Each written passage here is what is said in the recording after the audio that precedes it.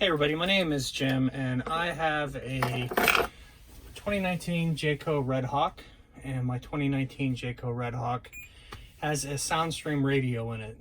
And a lot of the new 2019 Jayco Red Hawks, Greyhawks, Senecas all have this same radio. It's not a great radio, but it's not a horribly bad radio. I just kind of want to go over some things to kind of make it a little better experience. So the first thing here, I'm going to go to the home screen, which is the little house right there. And we'll go into settings. So I'm going to go down to setup right here, and I'll show you a couple things that you can change to make it look a little bit better. So first off, we'll go down to display. In display, there's only 3 levels of how bright this is. You got low, mid, and high.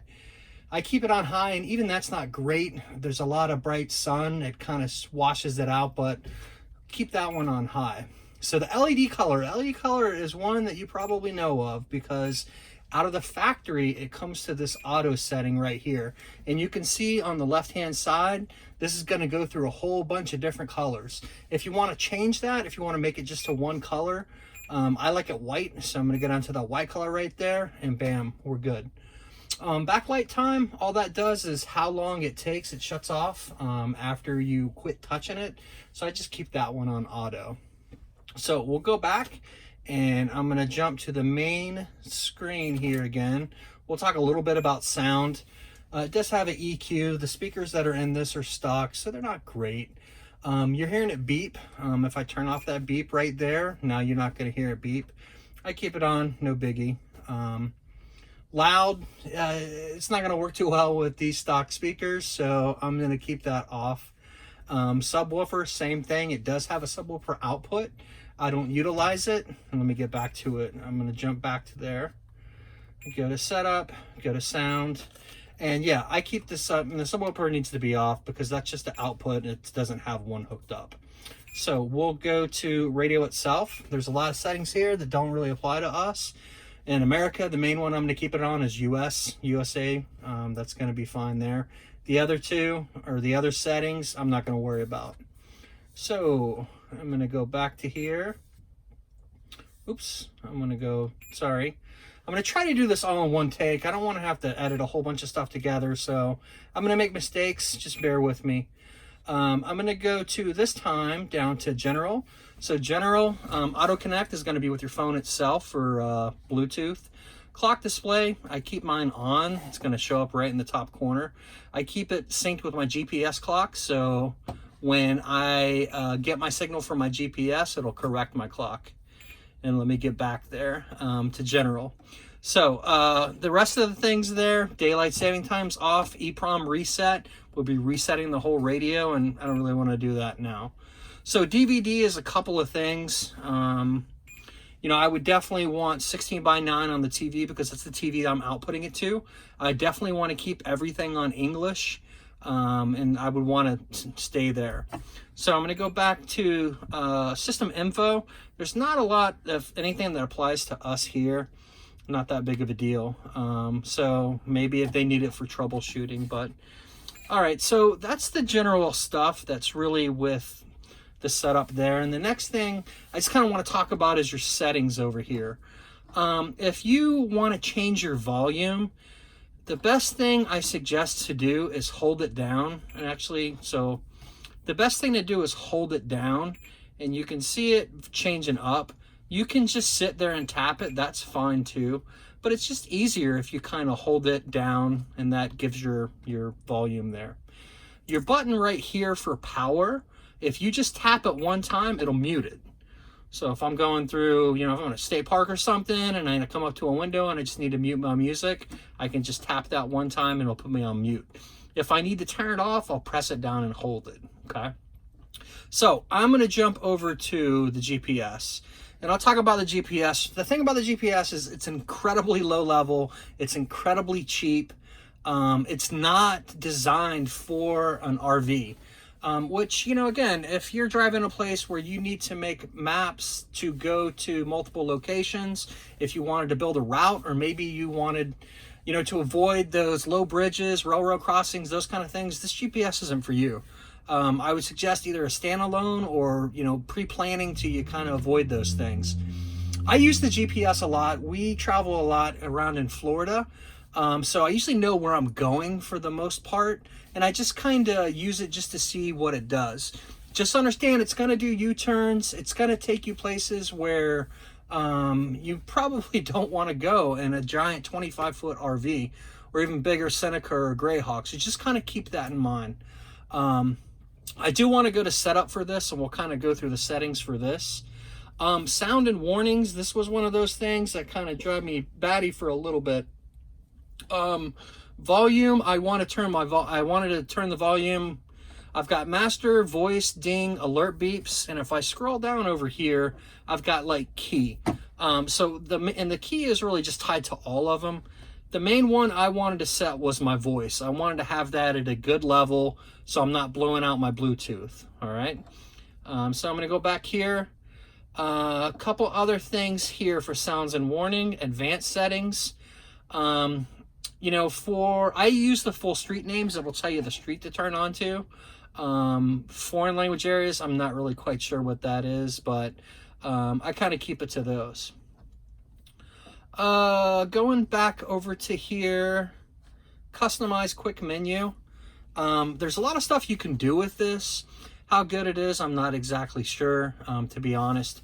So, you know, you can set your, you can build a route. Like if I needed to go from one RV park to a state park, then to a national park, I could build that route, and that would be through create route right here. It will allow you to add a couple of different places. How many places, I'm not exactly sure. Okay. So just kind of want to jump back a little bit. Couple other settings here. Traffic, it mentions traffic here. It looks at historical traffic.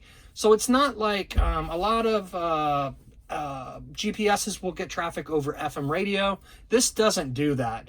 It realizes that if you're in an area and it's slow, it's going to remember that, and the next time it's going to prompt that. So I'm not going to trust that traffic in any way.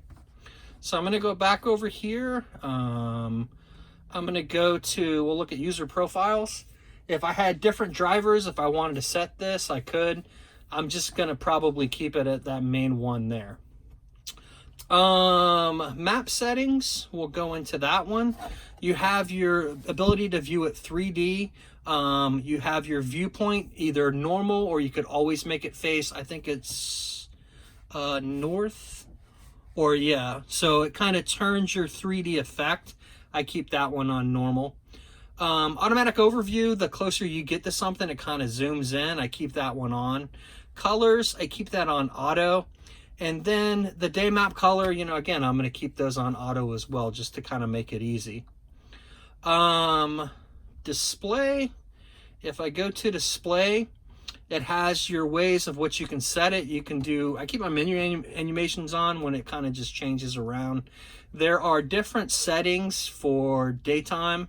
If I was to go into, I could set it to default night or default day. It's not like a bunch of different colors for that. So I'm going to go next to, let's jump back here. I'm going to go down a little bit.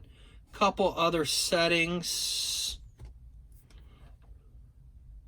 that I've noticed. Reset to defaults, that's going to erase everything and bring it back to settings. And remember, that's just your GPS. That's not like multiple, it's not the radio itself, okay? So I want to go back here. I want to go back to setup again. And there's a couple things that I wanted to find, if I can remember where they were. So again, I'm just trying to do this as one big video. I guess that's it. A couple other things. I'm just going to go through settings one more time. Customize. Quick menu. My route settings. Oh, route settings, you know, again, it has vehicle setting right here. It has just, these are just pictures. So you could be a car, you could be emergency. I set it as a bus. That doesn't have anything to do. All that is just a picture of that shows up on the screen. So don't think that when you go into that, it's going to look for your height or it's going to try to avoid those kind of things. It's just a picture. So, couple other things to take a look at now. There isn't like a home setting on this. So like most GPSs that I've ever had, or one in my car, you know, of course I have like a home setting. You don't really have that with this. What you'll need to do is go into a destination, and you can set a favorite. So you can set a favorite, and that would be your home setting. So if I need to go home, I could hit my favorite, and that could take me to there.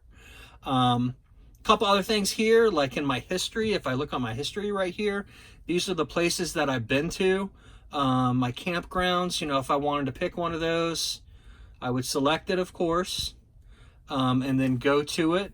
It's going to think a second. It's going to build the route planning. And then a couple of things to show on here. It's counting down to go. I'll just go ahead and hit go, make it a little bit easier. Some things to show is my distance is going to be 30 miles. It's going to take me 51 minutes, and my arrival time is going to be 8:31. You know, again, it's showing my settings. The good thing about this is it will show your speed, or not your speed, but it'll show the speed limit of the area. And it's pretty good. It's not, I have a better GPS in my car, and it works a lot better. But, you know, again, for an area you're not really sure, you can kind of glance over there and see the speed that you should be going, and it kind of helps out things. So I'm going to just play around in here, a couple of these settings. Here's my volume. So to get to that, I kind of went to this little weird looking button right here, and then that's going to give me my ability to do my volume here. Okay. One other thing I wanted to find in my menu, let me just drill down a little bit. It's going to take me a second here. Sound and warnings, I believe it was. Oh, sound and warnings. So if I go back here, and I just want to show you from the main menu, this is one of those things that a lot of people get driving crazy by. But if I hit that little setting right there, and I go to sound and warnings, and I go to my next screen right here, speed warning settings. So if I go into that, you can do visual, and what it'll do is it'll change the speed limit. It'll change it to red. So you can kind of look over there and see what you're doing. Speed limit's always visible. I keep it that. And then the warning my speed is 110% of limit. I cranked it up a little bit. So the reason I did that is I don't want to hear all the time. I don't want to hear tell me that I'm going too fast. So if I hit this warn when speeding, it's got audio and visual. So now when I go over that speed limit, it's going to tell me. I'm going to hit it one more time. You can do it to disabled. Like I said, I like to keep it right there on visual. So my speed limit pops up in the bottom left-hand corner. When it shows up, I look at it and away it goes. I know that I'm doing the speed limit. I speed all the time, but anyway. So again, that's just a couple of the settings. You know, this GPS and the radio isn't the world's best, but it will work pretty well. I mean, for really what it is. The one other thing I wanted to show you too is I want to go back to my menu. So I'm going to hit that little button right there. It's going to take me to my home menu here. And scrolling through these different things here, if I hit my I didn't want my radio. If I hit my AV in, so I hit my AV in at the bottom right hand corner. So now it's going to play from my TV to here. All right. And again, if I'm back in the RV, I'm usually playing with the remotes itself. So we don't have to come up here. But if you jump in your RV and you're taking off and you forget to change it, there's nothing on the screen, so it kind of is confusing. If you just tap the screen, that little orange button in the top right hand corner will show up, and now I can hit that, and now I can go to whatever setting I wanted to use. If I wanted to use, you know, Bluetooth or whatever, shoot that.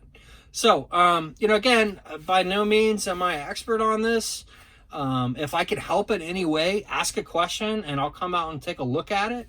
Or hopefully we can work together. Maybe other people know some other settings. Feel free to put information on that.